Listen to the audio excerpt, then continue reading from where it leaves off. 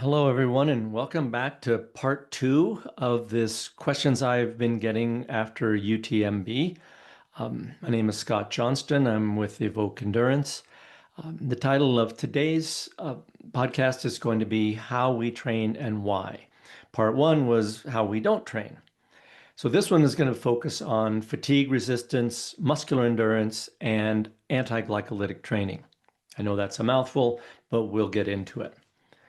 Before we start, I want to thank everyone, all the people that have corresponded with me through the various channels, email, text, direct messages, with congratulations and questions and requests for coaching.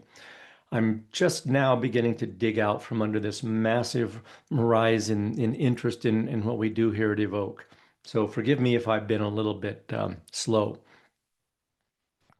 So earlier today, I had a Zoom call with Tom Evans, whom most of you know was one of my two athletes that won the men's and women's classes this year at the UTMB race. The meeting was really to discuss Tom's race calendar for the rest of this year and into next. But we both commented about the increased interest in what he and Ruth did for training. But he said, quote, "We've been doing the same stuff for years. Nothing has changed in our approach, but now people are paying attention and are curious." And this coincides with exactly what I've been seeing. So I get tons and tons of questions, and I still am getting them surrounding what Tom and Ruth's training looked like. And they all have a pretty common theme. So rather than writing 100 emails, I decided, and saying the same thing in each of those emails, I figured it would be better to create this part one about what we don't do and part two about what we do for training. So if you missed part one, I would suggest you go back and listen to it. But here's a mini recap of part one and a segue into today's talk. In the first of the two-part series, I explained why I don't use traditional VO2 max training methods with Tom and Ruth or any of the athletes I currently coach.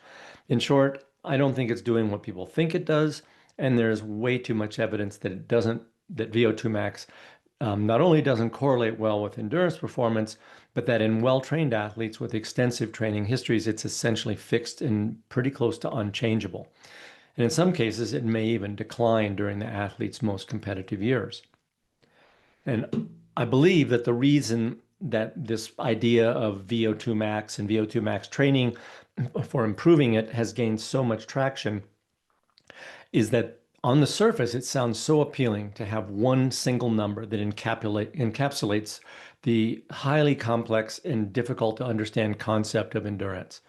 So we humans, I believe, just crave simple sounding solutions to complex issues. And this is evident, I believe, in all aspects of the human experience, from science to social and cultural realms. I mean, if it were so simple as that the highest VO2 max person would be winning the race, we wouldn't really even need to hold the races. Everyone could just show up at the start line with the results from their latest lab results. Awards can be handed out, and everyone could go home without all the fuss and sweat of the actual race. I know that's an oversimplification, but that's kind of my point, actually. So now in part two, I'm going to address the two main methods that we implement at Evoke Endurance, and we're certainly, front and center with Tom and Ruth. And so I think that this will help connect, the why we don't train that way to why we do train this way. In the first section of the podcast, I want to discuss what we call muscular endurance. And in the second, we'll address something that's less familiar for many people, probably called anti-glycolytic training. So hold on, here we go. You'll need to pay attention because this does get down in the weeds a little bit. So as we did in part one, a little bit of history on what we're going to be discussing, I think, is in order so you can understand where these ideas came from. So the methods that Tom and Ruth and really all the Evoke coached athletes use had their genesis with me about 34 years ago when Evoke coach Ben Huseby and I were experimenting with some workouts copied from a speed skating coach. Ben was preparing for his first of two Olympic Games, and I was training with him. Using these methods that we had literally cribbed off and written down in a little spiral notebook from the speed skating coach, we were just completely blown away by the positive effects we got from these. They were difficult, but we just saw amazing changes in our endurance performance. Now, and since then, in the intervening 30 plus years, I've learned much more about this kind of training, some by experimentation, but also doing a lot of research. And it is this journey and experience and approach to this training that will be the focus of the first part of this part two podcast. So as I mentioned in part one, when I was young, in my 20s, I had a world-class VO2 max of 80 milliliters per kilogram. But I was always a second-tier athlete, never able to challenge competitors with significantly lower scores. So this made me wonder what other factors were contributing to success during endurance events. And I wasn't alone. This is a funny little coincidence. I was out for a bike ride a couple days ago with a friend of mine and a former high-level cross-country skier. He had no inkling of my thoughts on VO2 max. We'd never talked about it, or had he listened to part one of this series. But he brought up the fact that when he was in his 20s, many years ago, he was tested to have an extremely high VO2 max in the low 90s. Anybody that knows about this knows that that's pushing the limits of what has ever been recorded for a human. But he asked me, could I explain to him why he also never reached a world-class level? So you can imagine how the rest of that ride went with me summarizing much of what I spoke about in part one. So what kind of answers did I find and where did I look for these answers? So Ben and I didn't have a name for the brutal workouts that we were doing, which we don't do anything like that anymore. I've learned some lessons about that. But we had been collecting, or I had been collecting and reading endurance training literature since the early 80s, and that was beginning to leak out from the USSR and Soviet satellite states. One of the first books I ran across was called The Theory and Methodology of Training, The Key to Athletic Performance. And it was written by a Romanian sports scientist named Tudor Bompa. And this is where I first discovered that there was an underlying intellectual framework upon which all sports training relies. Bompa referred to a method of training for endurance sports he called muscular endurance. This was the first time I'd actually heard that term. And it simply referred to doing many repetitions of a sport-specific movement with relatively low resistance.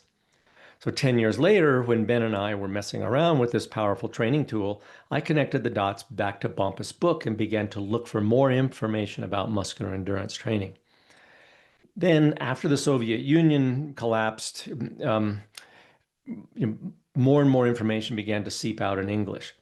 And that's when I discovered the gold mine of training information buried in the writings of Yuri Verkhoshansky, a Russian sports scientist and the inventor of what we now call plyometrics. He had a different name for it then.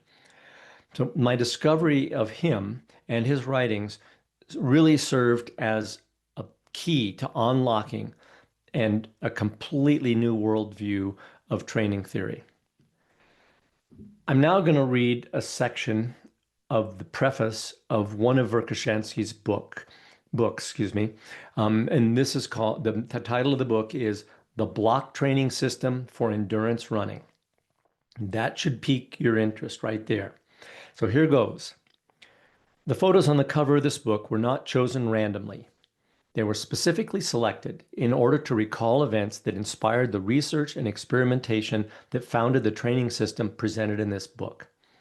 The sports events to which I refer are the three well-known final rushes at the Moscow Olympics. By final rushes, he means like the accelerations at the end of races. But these are from the final rushes at the Moscow Olympics in 1980. The first one is Sebastian Coe's rush in the 1500 meters run, and then also Moritz Jüfter's rush in the 5,000 and 10,000 meter run. The most striking rush among these was surely the final of the 10,000 meters. All the fans of the legendary Finnish Lasse Viren was a famous Finnish runner, multiple gold medals. So he'd won 4 gold medals at the previous Olympics, and he hoped to win his 5th gold medal in his 3rd consecutive Olympics. In the final of the 10,000 meters, Viren winning the gold seemed to be a distinct possibility. Lasse Viren was always among the first 4 runners. In the last lap, when the front runners began increasing their speed, Viren, who in that moment was in second place, moved forward towards the first position. The whole Luzhniki Stadium had put their hands up to applaud the great Viren. All of a sudden, something unbelievable happened. Miritz Yifter, who was running behind Viren, unexpectedly, excuse me, unexpectedly increased his speed and began outdistancing himself from the leading group as if he were an athlete who had just begun a 400-meter competition. When Yifter crossed the finish line, the others were almost 20 meters behind him. The most striking thing was not so much the fact that Yifter had been able to increase his speed at the end of such a very hard distance, but the way in which he'd done it. It seemed as if he'd changed gears. Thinking this over, some Soviet scientists who had made studies and carried out research into the physiology of endurance sports couldn't help but wondering what were the characteristics of an athlete's organism that allowed him to accelerate so rapidly over the final distance. Until then, training methodology in endurance running had been based on maximal oxygen consumption development and on glycolytic capacity development. The traditional metabolic model of middle and long distance running foresaw that an athlete had to run by resisting a high level of acidosis at the end of the distance. Nevertheless, Sebastian Coe's final flights, and especially Miritz Yifter's gear changes, were so striking that they raised an essential question. How can an athlete execute these final accelerations if his muscles are full of lactic acid? At the beginning of the 80s, research on the role of the different energetic mechanisms in physical activity showed that when the intensity of prolonged physical activity increases, the change from the aerobic metabolism to the anaerobic one, that is, crossing the so-called anaerobic threshold, is equivalent to a gear change. It was postulated that this physiological event takes place via the recruitment of muscle fibers not involved in the aerobic phase of work. Starting from this hypothesis, it was possible to suppose that in order to win, thanks to a final rush like Yifter's, an athlete had to run the entire distance in the aerobic regime, that is, below the anaerobic threshold, by using only slow muscle fibers such that the working effort does not cause much lactate accumulation. Only at the end of the distance, the fast muscle fibers, which previously hadn't been subjected to lactate accumulation, had to be triggered and thus were able to execute contractions that would assure high-speed running. Yet in order to develop this model, it was necessary to identify the means and the methods, the exercises, and forms of their temporal organization in the preparatory cycle, different from those used until then in the training methodology of endurance sports disciplines. The first problem to solve was how could an athlete increase their running speed at the anaerobic threshold? The main problem was not so much rooted in how to increase the anaerobic threshold, expressed as a percentage of VO2 max, but rather how to increase the speed at which the athlete reaches the anaerobic threshold. In other words, to increase the slow twitch muscle fibers' capacity to work in a prolonged regime with high power. To solve this problem, it was necessary to identify exercises that could increase the oxidative and contractile capacity in slow twitch muscle fibers. To increase the oxygen capacity in slow twitch muscle fibers, it was necessary to force them to breathe more and to more rapidly oxidize lactate. In order to accomplish this, a rather well-known training method was used. So anyway, that's the end of that that part of the preface. It's a long preface, and thank you for bearing with me, but that should, I hope, pique your interest in what's about to come. So about this same time, I came across the Finnish exercise physiologist Heikki Rusko and his muscle power model of endurance, which said a lot of these same things. So for those of you that aren't familiar with Rusko's name, he is most well known, I believe now, for being one of the pioneers of the use of heart rate variability to monitor athletes' recovery state. Then, around 2000, I was introduced to the writings of an Italian coach, Renato Canova, who at the time was, and still may be, the most successful running coach in the world, coaching multiple world record holders and Olympic and world champions in distances ranging from 800 meters all the way to the marathon. And in his writings, one of the nuggets that I found buried in his gold mine of work was this. Personally, during the last 6 years, I have chosen the road to work on developing strength endurance of the athlete for 3 months before developing the anaerobic threshold, because I think that there is a very strong connection between the anaerobic threshold and strength endurance. So putting that together from what you just heard from Verkhoshansky and what I'm about to talk to you about, now you can start to see where this whole idea, I mean, he's using the word strength endurance. Well, that's another way of saying muscular endurance. And where these dots really started to connect for me. So when I read that sentence for the second, third, fourth, or fifth time, whatever, this really connected another dot between what Ben and I were playing with 10 years before, and it running all the way through some of the paragons of sports science to one of the greatest coaches in endurance running. The common thread was muscular endurance. At that time, I was coaching cross-country skiers, and I began to experiment with different ways of implementing muscular endurance work into their training. The improvement in performance was immediately apparent in their race results. My own experiences kept reinforcing the notion of what I had gleaned from reading Verkhoshansky and Canova, that local muscular fatigue was the biggest limiter of endurance. Neither of them ever mentioned one word about training the athlete's VO2 max, let alone describing it as being the limiter of endurance. Verkhoshansky had coined the term local muscular endurance and explained methods he had used with Russian elite distance runners to make dramatic improvements in their endurance performance. And he did this in a well-documented study covering 3 years of their training and showing the performance gains. That is all shown in that book that I talked to you about before, the block training system for distance runners. So while Canova used different words and slightly different methods to enhance the performance of his runners, the methods that he used fell well within the bounds of what Verkhoshansky called local muscular endurance. So you can imagine that this was quite a relief for me to find that I wasn't out there in left field operating on my own with some nutty stuff that I'd made up. The results I was getting had made me a believer, but who am I compared to these great coaches? With this kind of validation and reinforcement, any doubts I had about this means of training evaporated completely.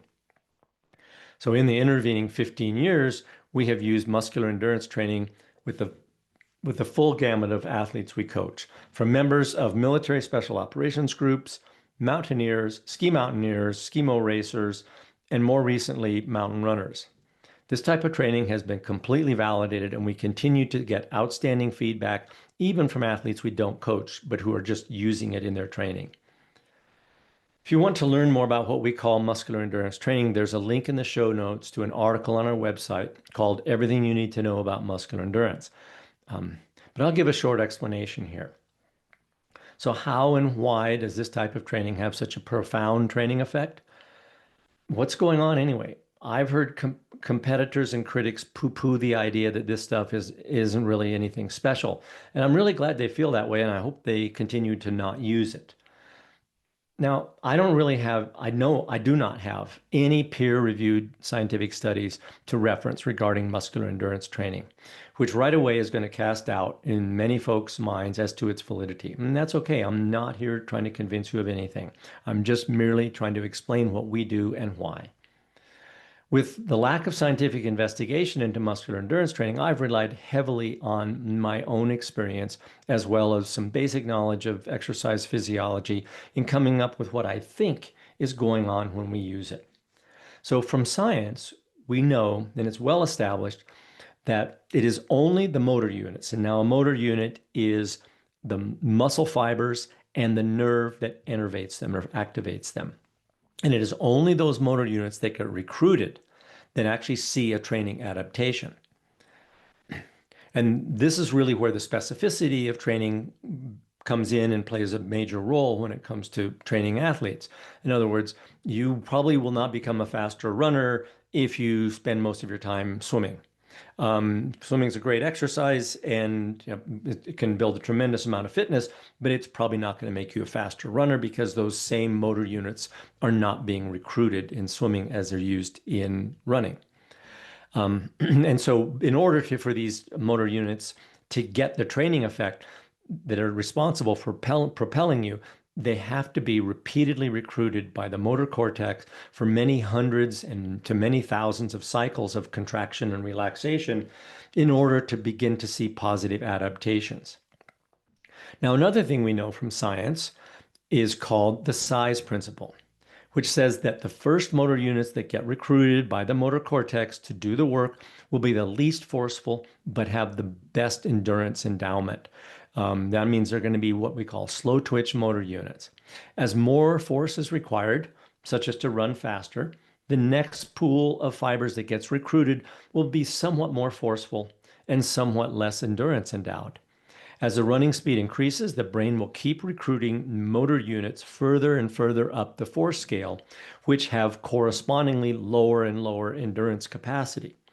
So this is why, it should explain very clearly to you, this is why the faster you run, the shorter the time over which you can actually run at that speed. And so this has been well documented by science, and every one of us has experienced it, firsthand. So, but because you can spend less and less time at each increasing speed, those most forceful motor units, the ones that are needed to run at those higher speeds, they see less and less endurance training effect because you just can't do the thousands and thousands of repetitions with them that would really enhance their endurance qualities. So, as a thought experiment, imagine a runner running on flat ground at a 10-minute mile, which is about a 6-minute kilometer pace.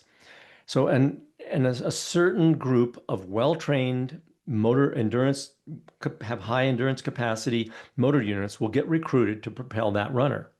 These motor units are well trained because of the size principle. They're the first ones that get recruited and they stay employed throughout all the running that this runner does, regardless of the speed. So even as the speed increases, these slow twitch fibers stay engaged.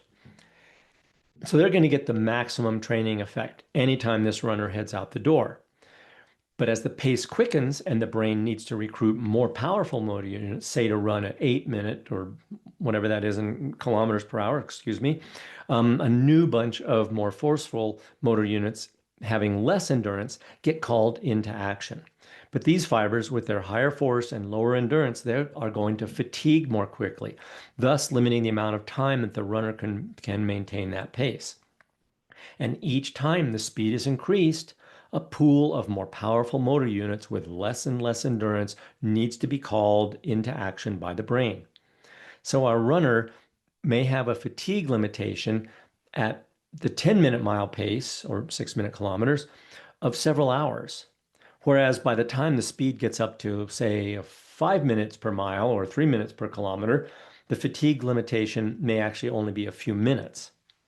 And that's just because of the endurance endowment of those motor units or muscle fibers that are propelling this runner at 5 minutes per mile pace.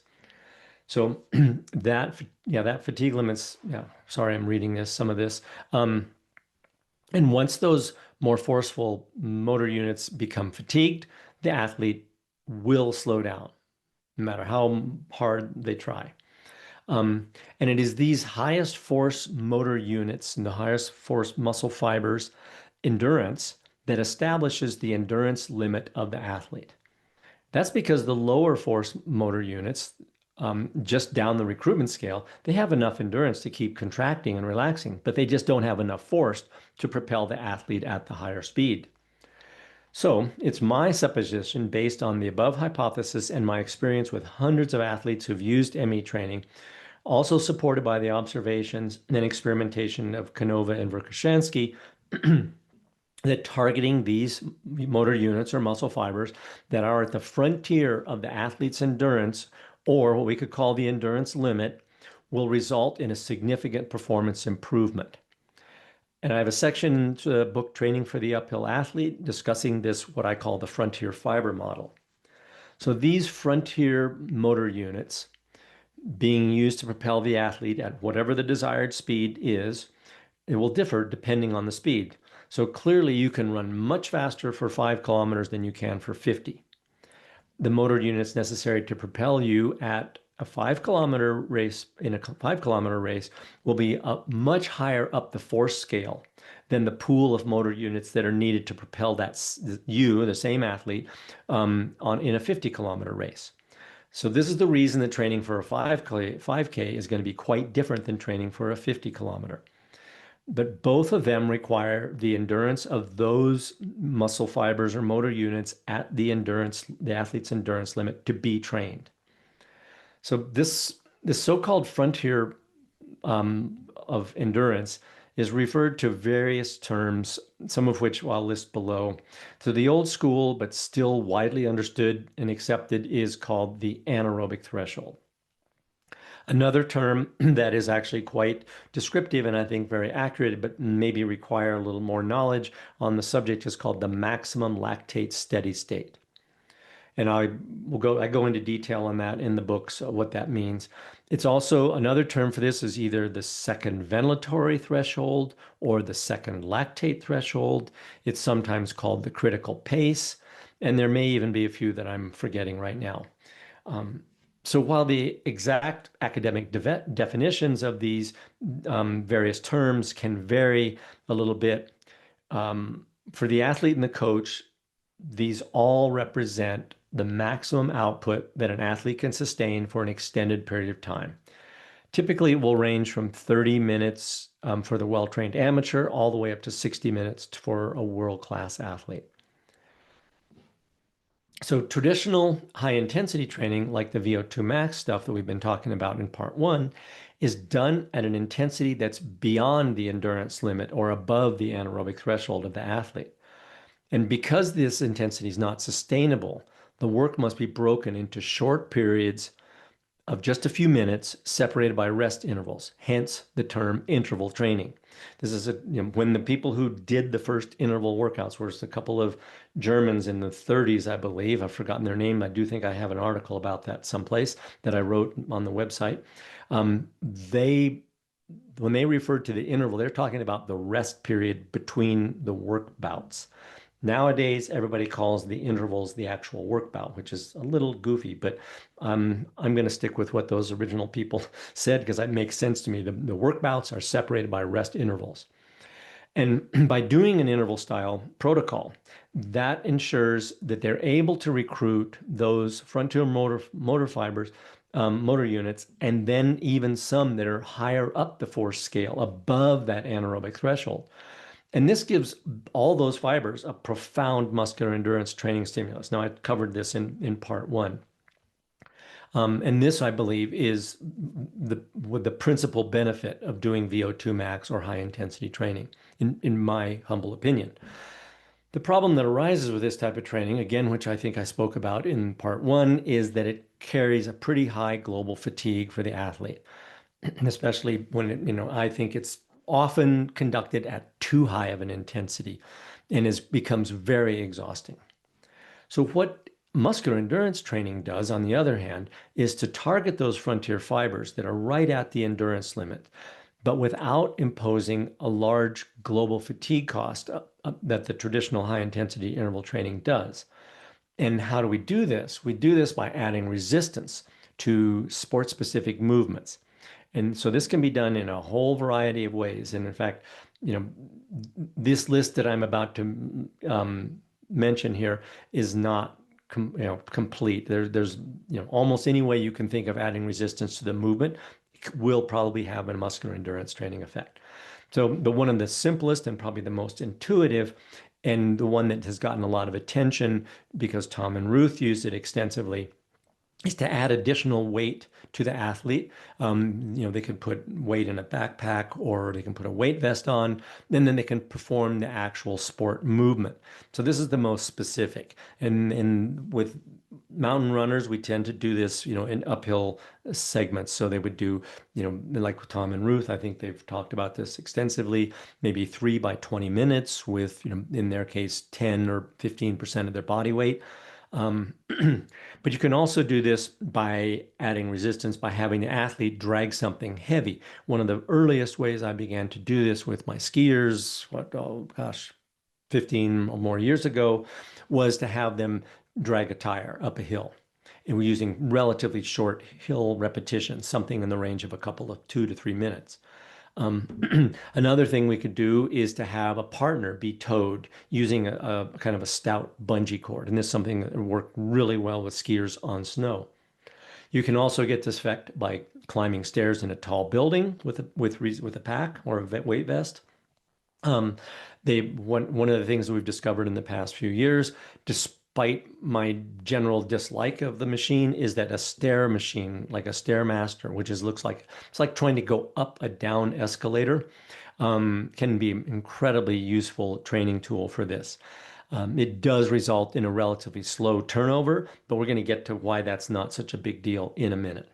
And the final method I'm going to mention here is what we call our gym-based muscular endurance protocol. Again, there will be a link to this in the show notes. If you go to that article about muscular endurance that I mentioned before, you can download a PDF there. It's all explained. There's, I think, 10 or 12 weeks, I've forgotten, of progression. So you don't even need to have, for this workout, you don't need it. It says a gym protocol, but you can do it in your living room if you have a few weights you can add. Um, and it works well. This what we call the gym-based protocol, works well for people that don't have access to big hills, tall buildings. You don't even, like I said, you don't really even need a gym. But some runners, and I've heard this complaint a few times, are concerned that if they add weight, it'll change their technique and slow down their cadence when they shift back to unweighted movements. It doesn't seem to happen that way. And I suppose that's because we don't really overuse this method. One workout a week is plenty. And so the local muscular fatigue, the fatigue you're going to feel in your quads and hamstrings and glutes is really significant. And you have to have enough time to recover from that. But again, it's not an overall global fatigue. It's just, muscular fatigue that seems to, after 2 or 3 days, you're ready to, get back. You can get back to training easy right away. So how much weight do we use? So this is highly individual and depends on the strength of the athlete. There is no rule of thumb. Verkhoshansky, when he described what he had his athletes do, was a staggeringly heavy weight. And I have never found an athlete that can handle that much load. So if you read that in his book and he talks about, 75 kilos barbell on their back when they're doing these particular exercises, don't worry if you're not in that category. I've never found an athlete that was. But so what we have found, though, is that the mountaineers who use this will need to use enough weight so that their legs distinctly become the limitation and they're not their heart rate or their breathing. Years ago, I recorded a video of myself doing, one of our coaches, Seth, recorded a video of me. This has got to be well over 10 years ago, doing one of these uphill weighted hikes for mountaineers. And it was on about a 40 to 50% gradient. And you can see that he and I are carrying on a normal conversation, but I'm unable to go any faster.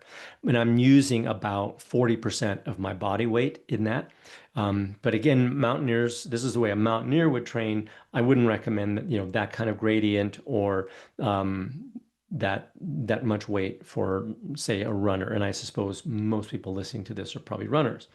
With runners, we normally start in the 8 to maybe up to 10% of body weight and see how they handle that. But it will, if you're using a big hill, a long hill, it's probably going to mean you're going to be doing more walking and less running on that same hill than you would if you were unweighted. Now, those of you that have listened to, especially to Tom, but also Ruth, you understand that they did a lot of weighted walking and weighted hiking uphill training. because that race in particular, UTMB, involves a great deal of walking. One caution is we don't run down with the weight. The chance of injury is just too great. Even if you've got really strong legs, and your knees can handle it, the issue can be, a badly sprained ankle, and it's just not worth risking that. So, if we're carrying, we often use water and dump it out at the top. Or you can have a partner maybe like Ruth does who helps carrying it back down the hill. But the purpose of this kind of training is to increase the fatigue resistance in those the main propelling muscles that are helping you get up the hill. And exactly how it works, it's open to question a little bit. I mean, I have, again, like my own theory that I've discussed now about the frontier fibers and all that, but, I don't have any science to back that up. So now I want to shift gears and talk. So shift gears, that's just like Sebastian Coe and Yifter. I want to talk about this idea of anti-glycolytic training.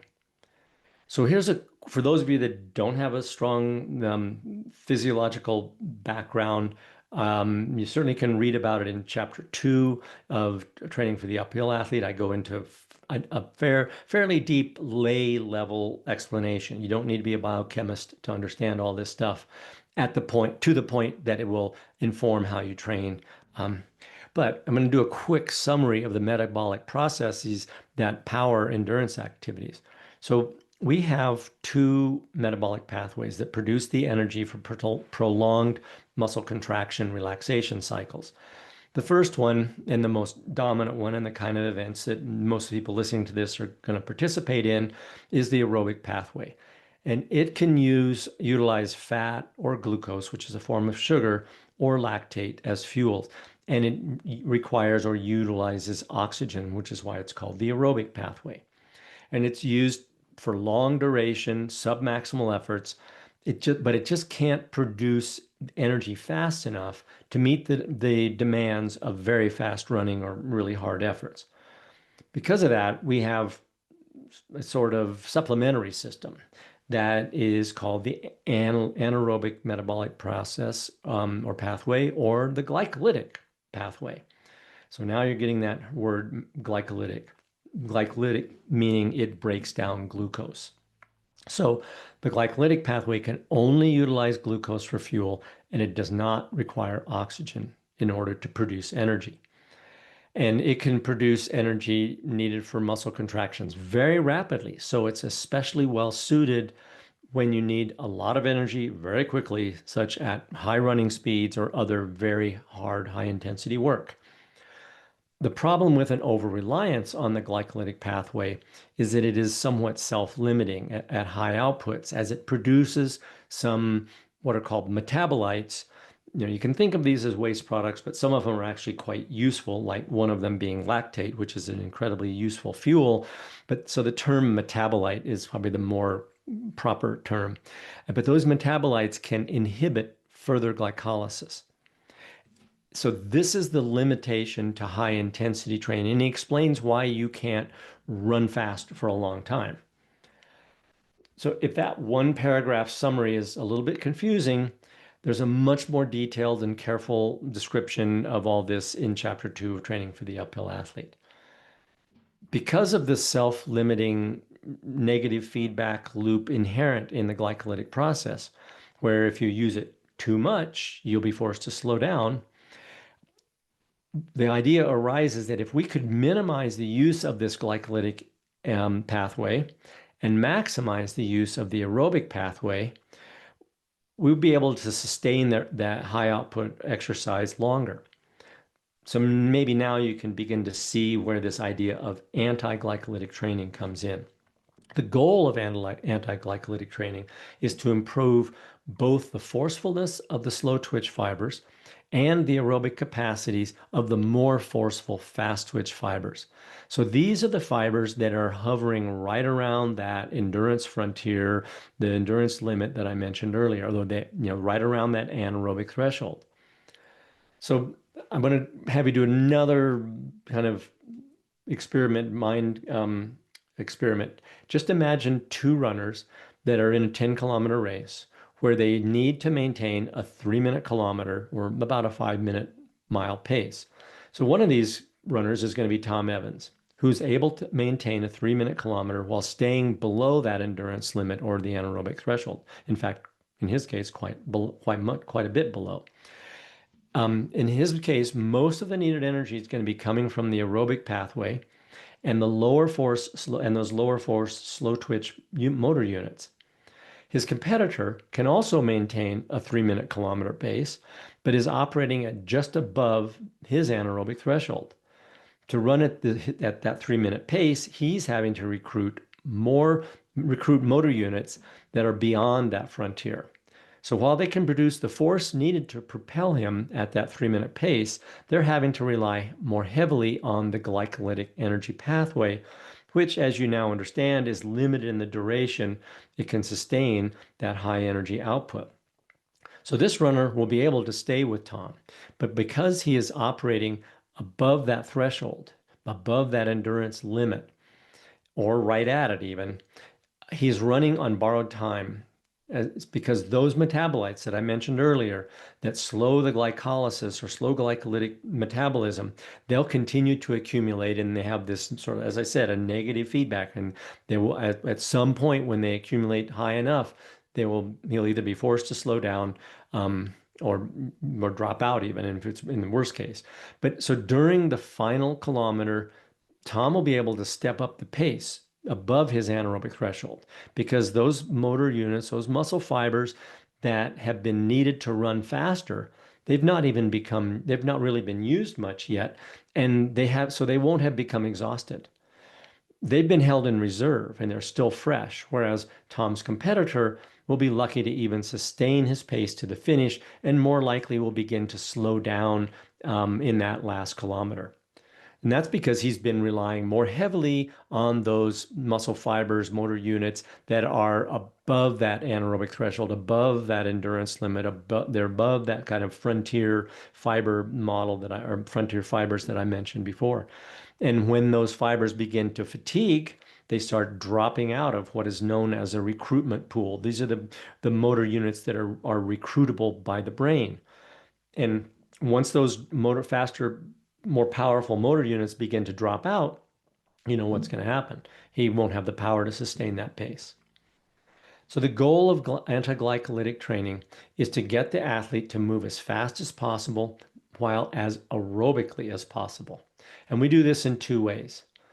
The first is by including short speed work using somewhere in the range of 15-second flat strides or similar length 10 to 15-second hill sprints, both of which have fairly long recovery between the repetitions. Now on the strides, they're submaximal, and so you'll continue to run easily between the strides. And we often throw those strides into a normal easy distance run for the athlete. The hill sprints, on the other hand, are maximal efforts, running uphill steeply, and they will require at least a couple 2 to 3 minute recovery between them, so that you can generate that maximum power. The idea behind this is you're trying to recruit some of these motor units that are at or even above this anaerobic threshold, frontier limit I've been talking about. And there's also going to be a show note below, linked in the show notes below, that talk about this type of training. And the second thing we do is extensive training between the first or the aerobic threshold and the second or this anaerobic threshold, where just below where those frontier motor units begin to impose a limit on the duration of the exercise. And it's actually a fair bit below, believe it or not. It's not right at that anaerobic threshold. And we can do this by doing long repetitions in an interval style, or we can do it in an extended steady state type of condition. We will test and identify those critical metabolic breakpoints. That's the aerobic and the anaerobic thresholds. It's one of the very first things we do with every athlete we work with. And we retest these things throughout our work with the athlete to monitor changes. So for the highest level athletes that we coach, we also use blood lactate concentration measurements as a control to be sure that we're maximizing the involvement of the aerobic metabolism while minimizing the contribution that's coming from the glycolytic pathway. We don't want to overstimulate the glycolytic metabolic pathway. And I'll explain why in a few moments. Um, this type of work is only undertaken when the athlete has a sufficiently large aerobic base. One measure we use to ensure that the aerobic base is high enough is when those two thresholds I've mentioned, the aerobic and the anaerobic threshold, are within 10% of one another, as measured by either heart rate or running speed pace. And if the spread between these thresholds is greater than 10%, we know this athlete is what we call aerobically deficient, and they'll benefit from improving the aerobic base, aerobic capacity, before we begin to add intensity. We found that with this combination of training, the fatigue resistance using muscular endurance workouts at the same time as using this anti-glycolytic type intensity sessions, it has had a profound effect on athletes' endurance performance, especially in events lasting more than just 2 or 3 hours. So you can imagine in events that last, a dozen or 20 hours, it's going to have an especially profound effect. The more common endurance races lasting less than, say, an hour, for those type of races, you will definitely need to include training above the anaerobic threshold. So if you are a VK racer, if you are a cross-country skier or even a cross-country runner, any event lasting less than about an hour, where the glycolytic pathway needs to make a significant contribution in order to meet the high energy demands of these shorter events.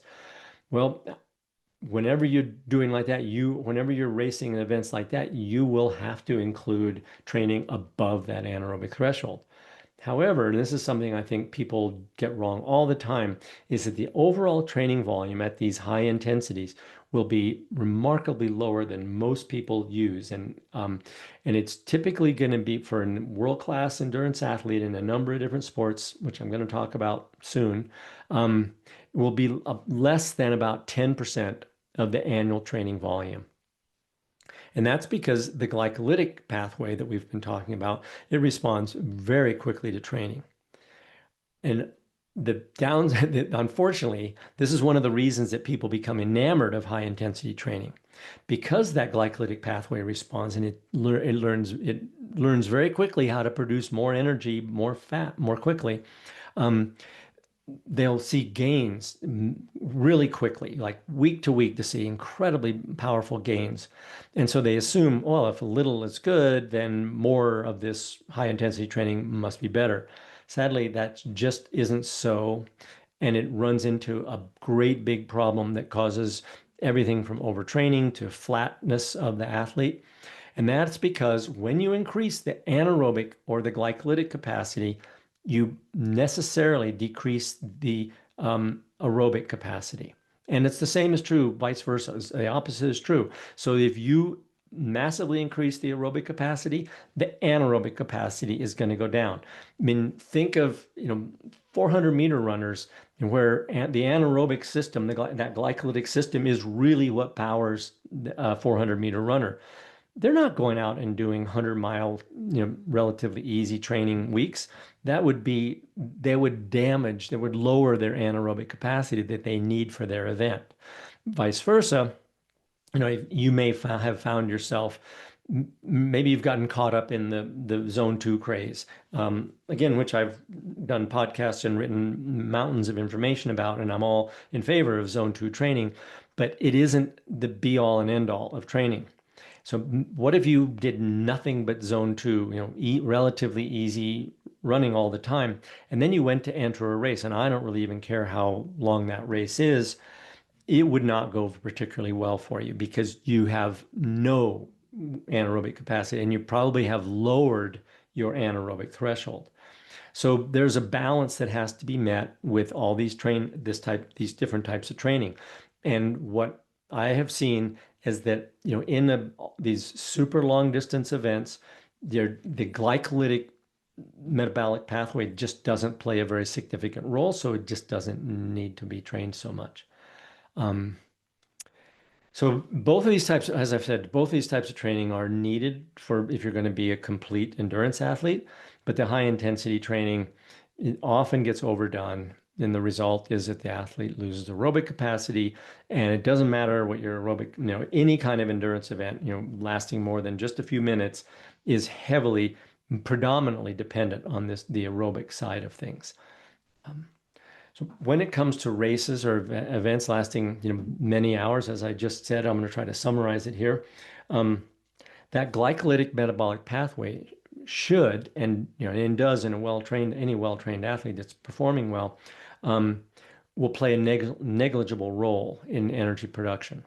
So the question has to be asked, well, why would you be emphasizing this really high intensity training above that anaerobic threshold, above that endurance limit, if you're training for ultra endurance events? Because first of all, you're not going to be using that glycolytic metabolic pathway, and it actually reduces the capacity of that vital aerobic system.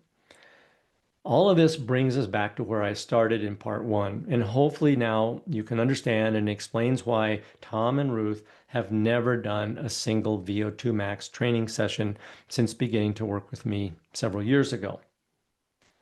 Next time we meet, next one of these podcasts I do, I'm to reinforce that point. I'm going to give you, I'm going to examine the training of two world-class athletes in more traditional sports who were racing shorter distance than these ultra distance races. And we're going to look at how little high intensity training they did, despite being some of the very best in the world. So until then, thanks for bearing with me through part 1 and 2. I know this stuff flies in the face of training methods that many people use and see great results with, and it may be hard to digest for some folks. I want to reiterate that I'm not trying to debate training philosophies or convince you of these methods. I'm merely explaining what we do and why. So until next time, be safe out there. Good luck with your training, and I look forward to connecting later. So long.